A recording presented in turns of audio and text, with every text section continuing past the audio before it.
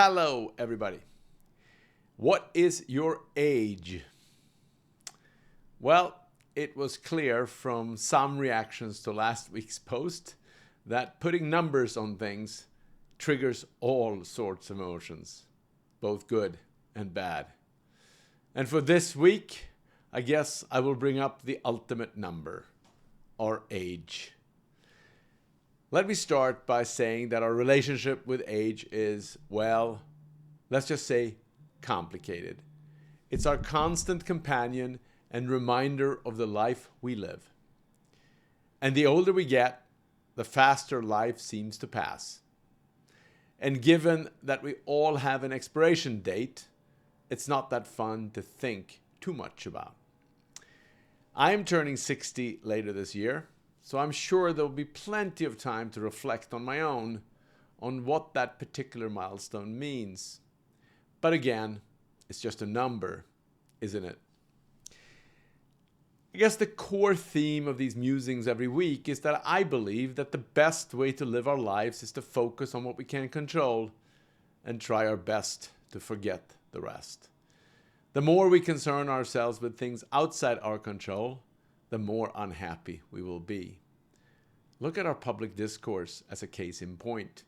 So many people invest their emotions in things they absolutely can't affect or control. To what end? Whatever it is we are fretting and sweating about often won't get better just because we worry about it. Most of the time, our worries become obstacles between us and the only thing that can make our lives better, our own choices and our own actions. When it comes to lifespan, it obviously and sadly varies a great deal. It's not entirely fair, of course, since it does depend partly on things you cannot control, like who your parents were, the conditions of how and where you grew up, and what happened to you early on. But there's an old saying I like, that I'm bastardizing a little, that we can call, genetics loads the gun, but your habits pull the trigger. And it is truly the case that our choices matter the most. There are a lot of things we can do to improve our odds of living well and living longer. The age that we typically associate with our life is more of a chronological age, the years we have lived since we were born. But there is an increased focus on something we call our biological age. That is the health of the physiological systems that produce health and disease. You can be 70-year-olds chronologically, but 50 years old biologically, or vice versa. I know which one I prefer. Here is the good news, and I think it is really good news. There is more and more scientific research devoted to what we typically refer to as lifestyle as medicine. In other words, how your choices in your daily life affect those systems of ours. What we eat, how we exercise, how we sleep, how we breathe, how we love, how we work, etc. All those daily choices are like small deposits or withdrawals into our health checking accounts. And it is, of course, personal too.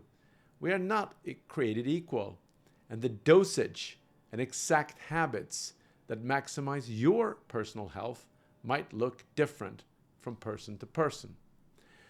Our healthcare system is not designed to deal with this at all, at least not yet. It was designed for episodic and acute care. It made sense, since then most people used to die from infectious diseases which required drastic intervention. But today, over 90% of our healthcare dollars are spent on chronic conditions, many of which could be reduced, reversed, or at least improved significantly by modifying our lifestyles. This is a massive opportunity for humanity. We can all live better, longer, and spend probably 5 to 10% less of our overall incomes on healthcare over time. Sadly, this is a global problem, but it's even more acute and severe in the United States. Look at the graph I post below. which says it all. America spends on average almost twice as much on healthcare as most other countries do.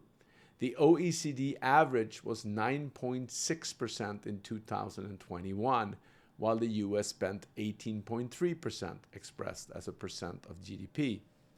You can find varying numbers depending on when and who and where you look, but the data shows the same type of general point.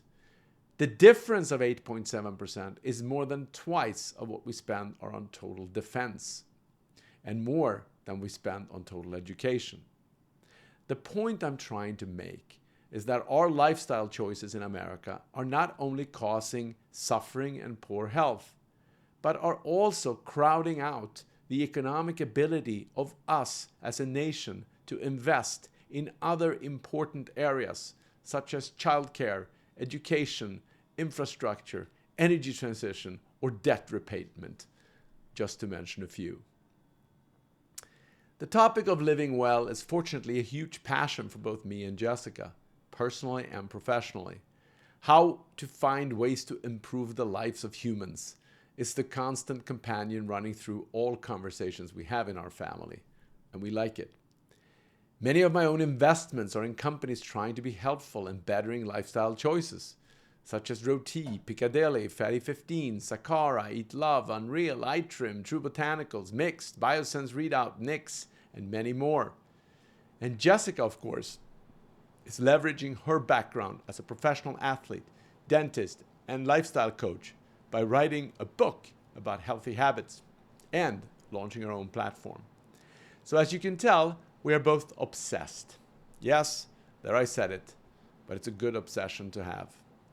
During our journey, we have also been fortunate to get to know so many scientists, doctors, researchers, and fantastic people who are pioneers in the world of lifestyle as medicine. They have taught us much and inspired us more. From Dean and Anna Ornish to Mehmet Oz to Dr. Mark Hyman, just to mention a few. Dr. Mark Hyman just released his new book with the appropriate title, Young Forever. In it, he talks about how and why we age and what the hallmarks of aging consist of. He gives essential advice on what we can do to find a better balance between what we are doing too much and what we are getting too little of. I try to keep up with Mark, but I can't. He's a role model in every sense of the word for me, and he's older than me chronologically, but certainly younger to me biologically, and looks far better. But we all need inspiration, and he is certainly one for me. And for those interested in eating better, I can also highly recommend his recipes. We use them all the time in our kitchen as they are practical, simple, delicious, and get you a long way towards eating and feeling better. So here you go. Here's Mark's latest book. Here's our favorite cookbook from Mark that we use all the time. I'm posting a link to his recipes that you can bookmark for future use. And there's a great podcast where he's interviewed about the new book and where he unpacks the messages in it. Let me just finish by saying that changing our lifestyle is not easy. Believe me, I'm still trying every day and I fall back often. But like anything in life, it takes a village. And I can't think of a more important project for the population of America to get busy on than helping ourselves make better choices. We would all benefit from it massively. The best part is that many ingredients to a healthier life are free. We can all be kinder. We can all show more love to our neighbors. We can all breathe more intentionally and through our noses. We can sleep more. We can take more walks and enjoy the outside. We can show more gratitude every day for all the good things in our lives. And we can eat less processed foods and only ingredients that we can pronounce. That would go a long, long way. Have a great and wonderful week.